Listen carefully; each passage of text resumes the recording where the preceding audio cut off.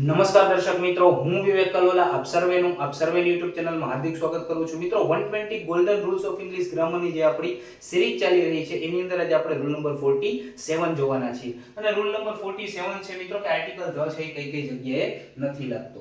Clear છે મિત્રો? Rule number 46 એના ઉપર હતો કે આર્ટિકલ ધ કઈ કઈ જગ્યાએ લાગે છે. એ વિડિયો તમે ન જોયો હોય તો જોઈ લેજો. હવે મિત્રો જોવો જોઈએ કે પેલું કે શહેરોના નામની પહેલા આર્ટિકલ ધ નહીં લાગે, એટલે કે ખાલી સિટી આપેલું હોય, શહેર આપેલું હોય તો તેવા શહેરોના નામની પહેલા આર્ટિકલ ધ નહીં લાગે. બરાબર છે? રાજકોટ, મોરબી, ન્યૂ દિલ્હી, ગાંધીનગર વગેરે. બીજું તો કે ખંડોના નામની પહેલા. બરાબર છે? દુનિયાની અંદર 7 ખંડ છે તો એ ખંડના નામની પહેલા આર્ટિકલ ધ નહીં લાગે, જેમ કે એશિયા, યુરોપ, ઓસ્ટ્રેલિયા વગેરે. ક્લિયર છે મિત્રો? ત્રીજું કે શેરીઓના નામની પહેલા ખાલી જે સ્ટ્રીટ હોય, બરાબર છે, આપણા ગુજરાતની અંદર પણ બરાબર કોઈ વિસ્તાર હોય તો એમાં સ્ટ્રીટ પડતી હોય, શેરીઓ પડતી હોય, બરાબર છે, તો એ ગલીઓ કે શેરીઓના નામની પહેલા આર્ટિકલ ધ નહીં લાગે. એને એમનેમ જ બોલવામાં આવે છે, જેમ કે જ્યોર્જ સ્ટ્રીટ થઈ ગઈ, ન્યૂ ટાઉન સ્ટ્રીટ થઈ ગઈ. ક્લિયર છે મિત્રો?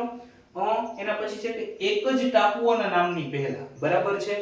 માની લ્યો કે કોઈ ટાપુ છે, બરાબર છે, એક કરતા વધારે ટાપુ હોય અને એની મદદથી કોઈ પ્રદેશ બનેલો હોય, કોઈ દેશ બનેલો હોય, બરાબર છે, તો તેના પહેલા આર્ટિકલ ધ લાગે. પણ કોઈ સિંગલ આઇસલેન્ડ હોય, બરાબર છે, તો તેની પહેલા કોઈ દિવસ આર્ટિકલ ધ નહીં લાગે. જેમ કે એમ કહો નેધરલેન્ડ્સ, બરાબર છે, તો અહીંયા ધ નેધરલેન્ડ્સ કહેવાય.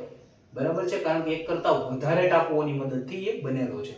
પણ એક જ સિંગલ આઇસલેન્ડ હોય, બરાબર છે, તો એની પહેલા આપણે આર્ટિકલ ધ નથી લગાડતા. જેમ કે ઈસ્ટર આઇસલેન્ડ થઈ ગયું, બરાબર છે, પછી બેર આઇસલેન્ડ થઈ ગયું, બર્ડ આઇસલેન્ડ થઈ ગયું. ક્લિયર છે મિત્રો? એના પછી છે મિત્રો કે રમતના નામોની પહેલા જેટલા પણ સ્પોર્ટ્સ છે, બરાબર, એના નામોની પહેલા પણ આપણે આર્ટિકલ ધ નથી લગાડતા. બરાબર છે? બાસ્કેટબોલ, ફૂટબોલ, બરાબર છે, ક્રિકેટ વગેરે.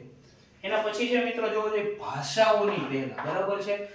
વિશ્વમાં બોલાતી, બરાબર છે, જેટલી ભાષાઓ છે, બરાબર, તો એ ભાષાઓની પહેલા પણ આપણે આર્ટિકલ ધ નહીં લગાડીએ. જેમ કે ઇંગ્લિશ છે તો ધ ઇંગ્લિશ નહીં કહેવાય, ગુજરાતી છે તો ધ ગુજરાતી ન કહેવાય, બરાબર છે, સંસ્કૃત છે તો ધ સંસ્કૃત ન કહેવાય. ક્લિયર છે મિત્રો? તો આ તો આપણો રૂલ નંબર 47 જે શેના ઉપર હતો તો કે આર્ટિકલ ધ ક્યાં નથી લાગતો. આશા રાખું છું તમને આ રૂલ હું બહુ સારી રીતે સમજાવી શકીશ. જલ્દી જ મળીશું આપણે રૂલ નંબર 48 ની સાથે. ત્યાં સુધી જય હિન્દ, જય Bharat, take care, good bye, thank you so much.